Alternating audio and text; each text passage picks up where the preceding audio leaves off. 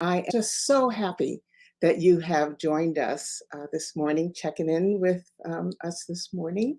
And I am the host of this show.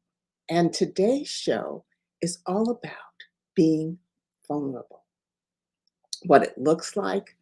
Well, first of all, what it is, what it looks like in your day to day life, why it is important to relationships, and then how you can be more vulnerable. So I'll integrate my poetry to help tell the story, and we're going to practice meditation to help us to be better at being vulnerable.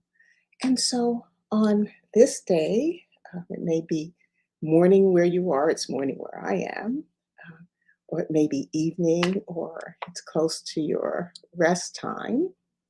I just invite you to do the centering with me. It takes about 2 minutes, and it's going to help us focus this time to look inside of us and just explore vulnerability. And so I'm going to invite you to lower your gaze or close your eyes if you're comfortable. And then I'd just like you to put your right hand over your left chest where your heart is, and your left hand over your belly. So, with your gaze lowered or your eyes closed, I'd just like you to breathe normally and naturally. And focus on your breathing. You know, as the air goes through your nose, you inhale that way, and then out through your mouth. And just notice, is that air cool going in and warm coming out?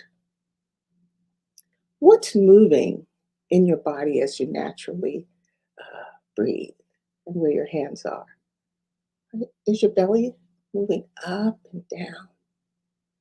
And the reason I'd like you to focus on that, because I want you to use it and invite you to use it as an anchor.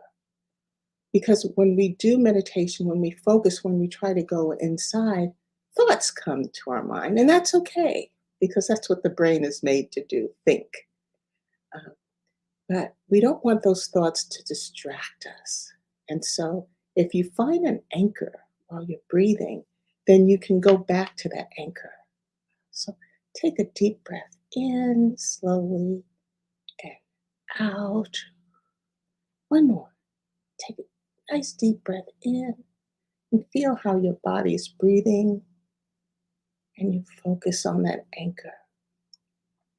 And so I'm going to guide you through this brief mindful exercise. It's called mindful listening. It's less than 2 minutes. And during my programs, I'd like you to be just comfortable. If you're kind of still resting in bed, or you're on your sofa or chair, just wrap yourself up in a blanket and get comfortable. Now, I'd like you to pay attention, because listening is such a critical part of being vulnerable. So I'd like you to pay attention to the sounds that are right outside the room that you are in right now, or the space that you were in, because I know some of you listen to me when you're in a computer cafe. So it may be, an outside cafe or inside, but just listen to the sounds that are right outside the space where you are in. Okay. And it's drizzling where I am, and so I can hear the raindrops falling on top of the roof. The heat is on. I can hear the fan from the heat outside of my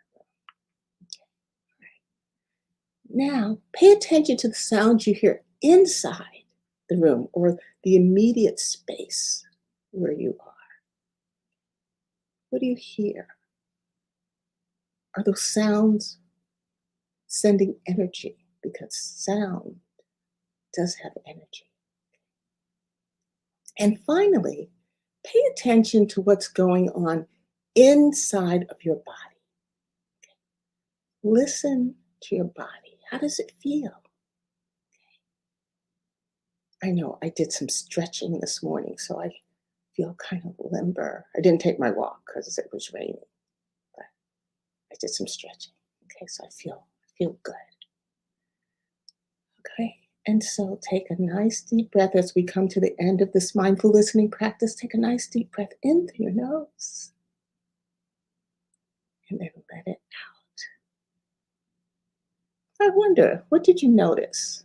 What did you hear as we did our mindful listening? Okay. And so you can keep your eyes uh, closed, your gaze lowered. I'm just going to talk to you right now. And welcome to those viewers who have just joined us. I am Dr. Paulina Van. I'm the author of Regala Healing, which is a book of 100 healing poems to promote self-care, self-understanding, and inner healing. And I host this show, The Poetry of Healing. And we've just completed a centering exercise to kind of set the stage and prepare us and prepare the space in our minds today because we're talking about vulnerability. It's actually a good thing for both your emotional and mental health. Yet today, we're just going to focus on how vulnerability helps us to strengthen relationships and connections with others. So, before we begin, when I do these shows, these topics, they come from my book. I have 100 poems, which is full of vulnerability, and that wasn't my intent, but that's what happened. And so, what I'd like to do, I usually don't start this way, but I think it's really appropriate that I read the poem that is kind of the foundation for this session today. And so it's rightfully titled Being Vulnerable, and it's on page 71 of my book, Regala Healing. See, Regala Healing. Okay. And it's 71 of the physical book. If you have the electronic book, it's a little earlier in the book. So it's being vulnerable. Being vulnerable is frightening. Being vulnerable is enlightening. Being vulnerable draws others near. Being vulnerable creates fear. Being vulnerable transforms my thinking. Being vulnerable gives me an inkling. Being vulnerable is living. Being vulnerable creates giving. Being vulnerable is churning within. Being vulnerable is how I win. And so it's important for me to be vulnerable during the times I am with you. And so I also get a little insight. So you'll have a broad view of things I talk about. So I get a little insight. And today I got insight from the guru of vulnerability, and her name is Brene Brown. And I'm going to put in the chat after the show some resources so you can learn more about her. But she put shame and vulnerability on the map. She brought it to our awareness. And then there's a life coach, which is Lois McKenyon. And I also kind of got some thoughts from her too. So that we're all on the same page, let's start with what is vulnerability? And the dictionary definition of vulnerability might be what most of us had in our mind. I know I had it until I learned more about vulnerability and I experienced vulnerability for myself. But this is what the dictionary has to say about it. And it says it's a state of being exposed to the possibility of being attacked or harmed, either physically or emotionally. That's scary, isn't it? None of us want to be harmed in any way. But Brene, she says it like this, which is a lot more uh, human and appealing to our human side. And she says it's an authentic and intentional willingness. Okay. It's real, and you make a decision to be open to uncertainty, risk, and emotional, exposure in social situations in spite of your fears. Okay. So this involves being willing to accept the possibility of being hurt and the risk that comes with being open with others and clearly yourself. Okay. So, what are some other words that are used to describe vulnerability or maybe synonyms for vulnerability? Okay. So, I have a list, just a list for you. So, exposed, open, susceptible, not successful, susceptible, sensitive, naked, unguarded, unprotected, unsafe, defenseless. But I hope by the end of the show, you will add the following to this vulnerability, and that is joy, creativity, belonging, courage, strength, confidence, security, joy, and growth. Because those two are also possible when you become vulnerable. Now, what is an example of being vulnerable with someone else? Okay, I'll give you some examples. Doing something you know you're not good at. Okay.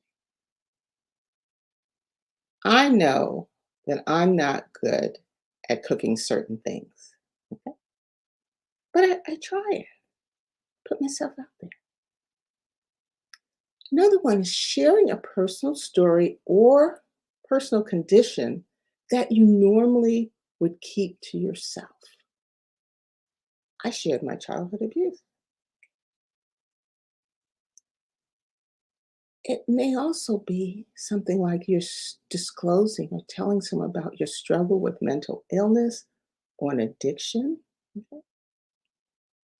Another one is, and this is one I need to do, I've been putting it off, but it's reaching out to someone you want to reconnect with that you haven't spoken to in a long time. So as the time goes by, it's harder and harder to reach out. Right?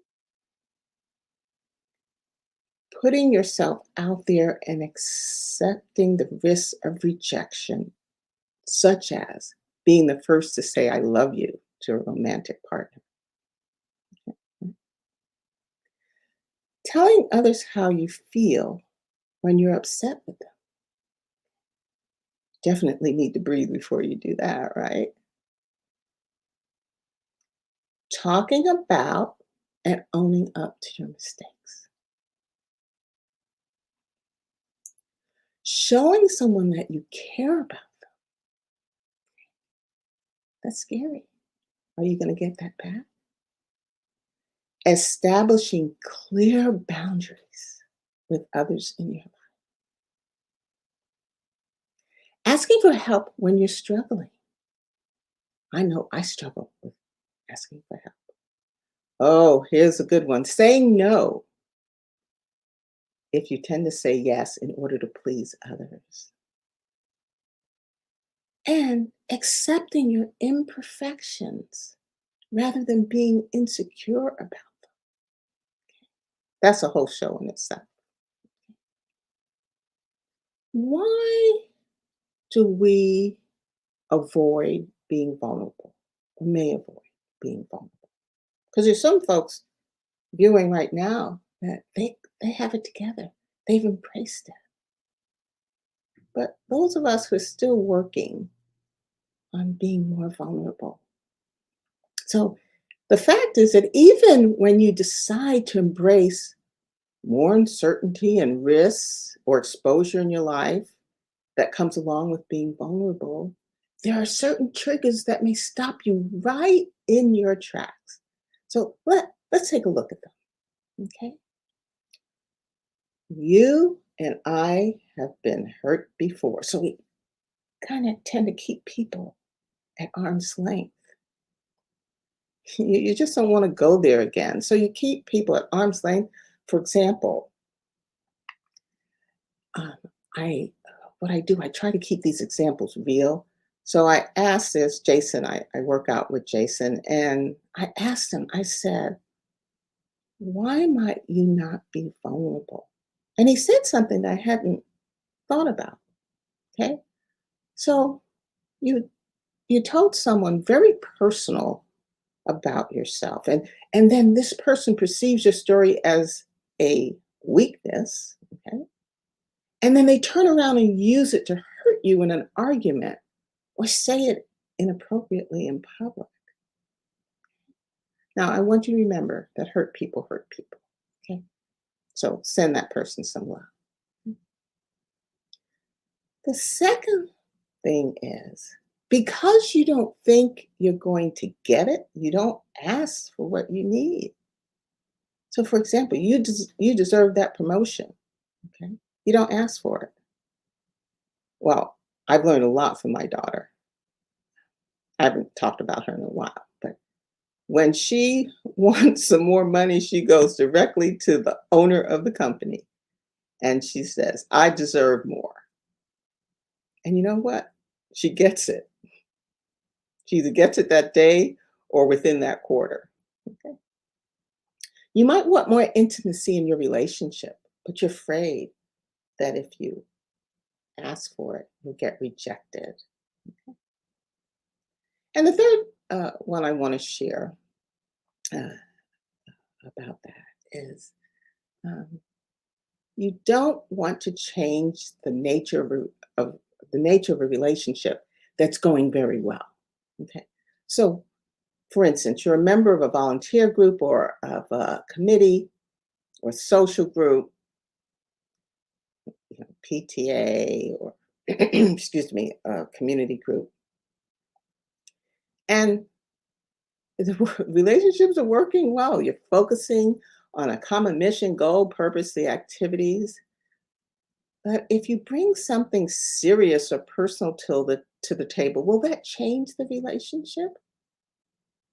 Are you thinking that you may be judged or looked at differently? I want to give you an example. I belong to a very big church and have been there for many years. And, we tend to sit, well, I have to speak, but members of my church, we tend to sit in the same place, same pew, same every Sunday. And so there was this younger woman who I sat behind her for years. And one Sunday she asked me to be her mentor. And she invited me over to her house for lunch. Okay. Lunch or tea, something. And so we sat down on the sofa and we were chit-chatting. And she was married. She is married. And um, you know, she wanted to know more about me. So one of the first things I said to her is that I had been divorced. Um, and the whole tone and tenor of her posture changed. The rest of the visit was very uncomfortable. And although she talked to me at church, she never pursued a mentorship relationship. So it's interesting. So in this situation, I was being vulnerable. Yeah, I was turned away. Okay. All right. So there are benefits of being vulnerable. And I'm going to focus not on the benefits to self, because I want to focus on what are the benefits for relationships with others. So the first thing is I'm going to outline three benefits. The first thing is it builds trust. When you open up to someone, it can be a sign that you trust them. And in turn, they most likely will feel that they can trust you too. And it really sets the stage.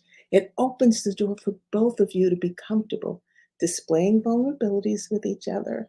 And it really helps you to feel closer to one another. The second is big C, communication.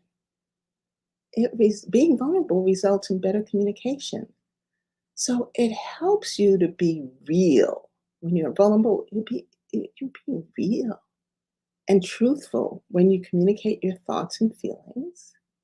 And then when both of you feel comfortable doing that, it can improve communication in your relationship. And we know that communication is one of among, if it's not the top item, finances up there too, but um, if you're not communicating well, your relationship can deteriorate rather quickly. The third one I want to share with you this morning is it, when you're vulnerable, it increases your chances of having your needs met. We all want our needs met. So being vulnerable includes being open about what you need and want in a relationship, and this can help the other person understand and meet your needs, and vice versa. Okay, it helps create a healthy relationship. Um, but, well, yeah, I want to bring to your attention that if someone does not respond to your vulnerability in a positive manner, it may, and I want to emphasize, it may be a sign that it's not a relationship that works or one that needs to be worked on. So, you know, you don't want to just give it up, but maybe it's a sign that this relationship needs some work if it's going to flourish. Next, I want to talk to you about how to be more vulnerable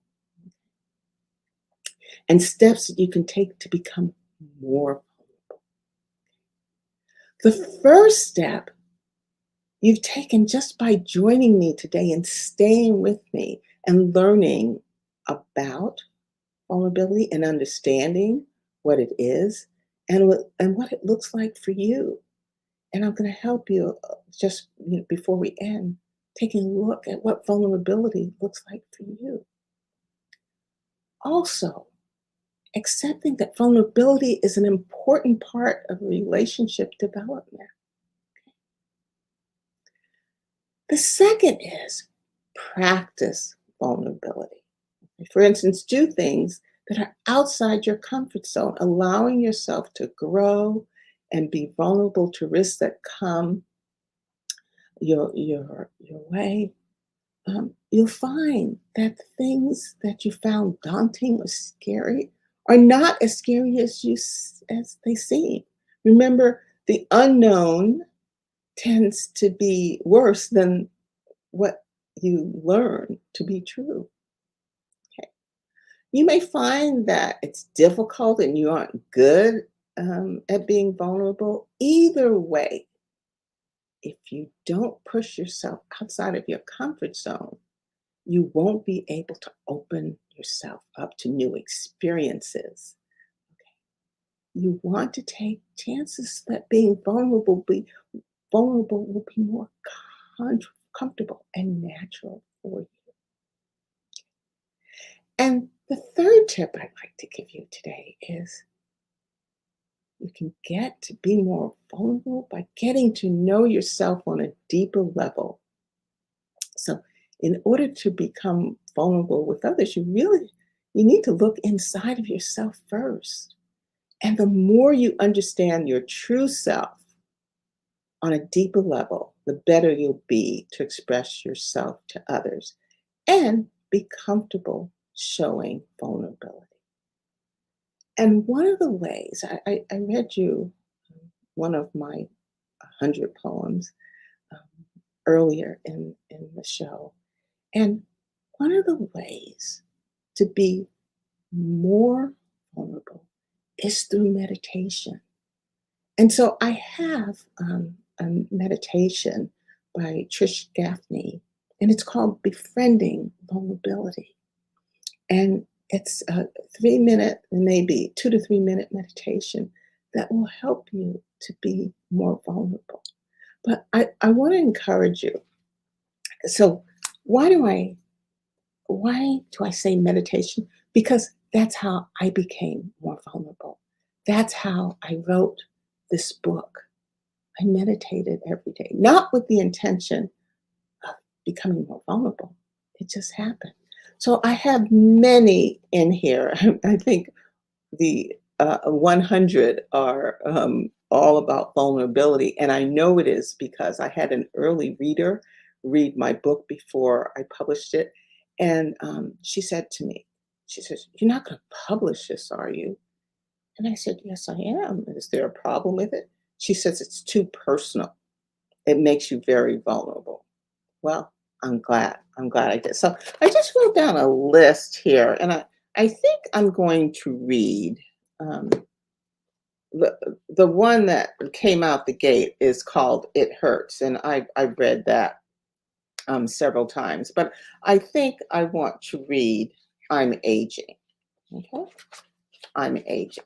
So it's on page 146 of my book, Without Healing, and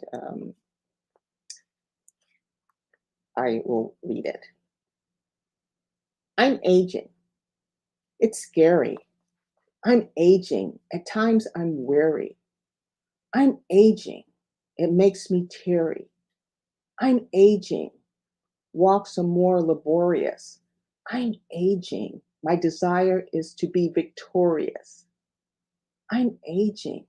This week I fell.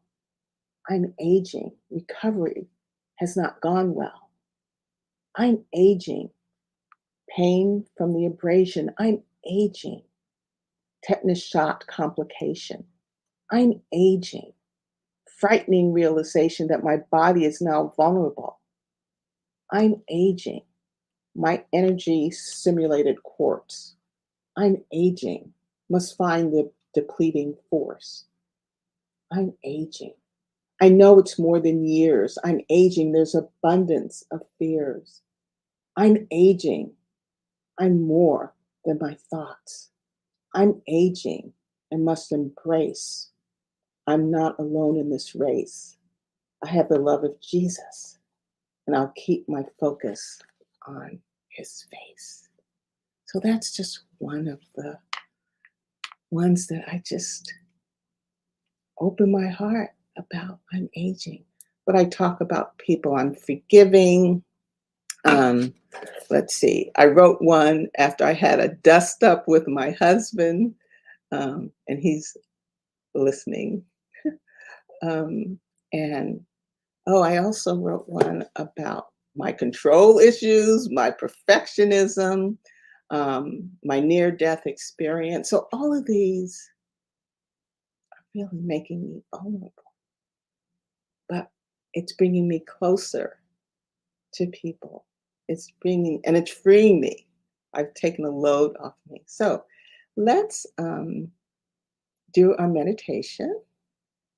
And again, it's an invitation. So, I'm going to ask you to lower your gaze and close your eyes and just take deep breath in, slow deep breath in through your nose and out through your mouth.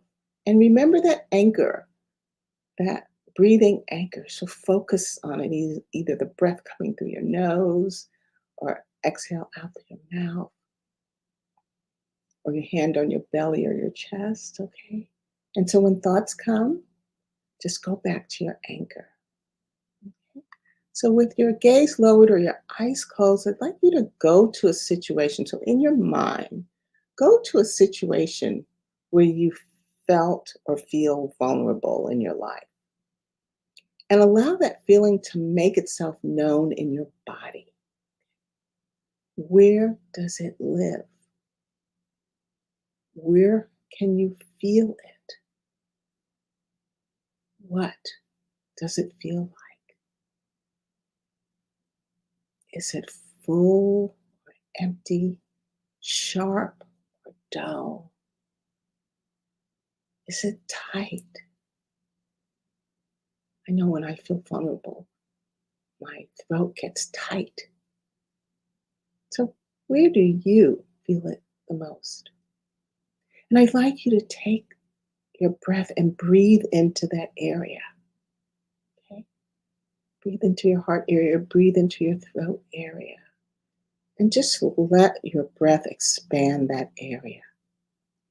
And allow your feelings to become full and present. To allow yourself to feel.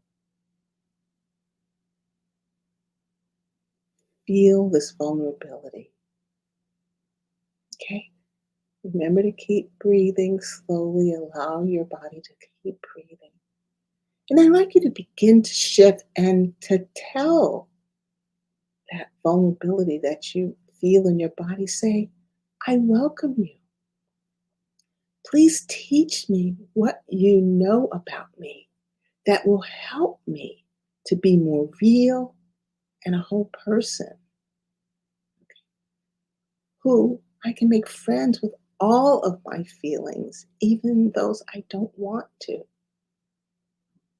even when I feel vulnerable right this very moment. Okay. Now, I'd like you to turn your attention to the places in your body that feel alive and warm and comfortable. And it's different for all of us. And repeating on the in breath and out breath the following. So when you breathe in, you breathe safe, and then breathe out well. So breathe in safe and breathe out well. Breathe in caring and breathe out kind. You're feeling vulnerable. And when you feel that way, ask it to teach you. So the next time you sit for meditation, and I ask you to try to do it regularly, know that vulnerability is openness to life itself. So you can rewind this recording and do it. Okay. So as we close, and you can keep your eyes closed, your gaze lowered, and just be in this wonderful, warm place. The focus during this session has been being vulnerable with others. And we learn to be vulnerable is to accept the risks that come with being open with others and to others, especially emotionally. Being vulnerable is something that is fundamental to good emotional and mental health. Every time you are vulnerable, you expand your sense of confidence, security, belonging, joy, growth. Ask your vulnerability to teach you. And as we close this session, I ask you to please join me every first and third Sunday here at 9 o'clock live Pacific time. I'd like you to like and share this program if it's been helpful to you and tag others. Leave comments. I do read and will respond to your questions. I'd like you to visit my site, regalahealing.com, and I'm going to put a QR code up before we end. And I have healing and self-care resources on the site. I'm also going to drop the resources I mentioned to you, especially Brene Brown, in the chat after the show. And I just want to thank you for joining me today and allowing me to help you kind of trigger your vulnerability, embrace it, and be safe with it. As always, I wish you love and light until I see you the next time. So I'm gonna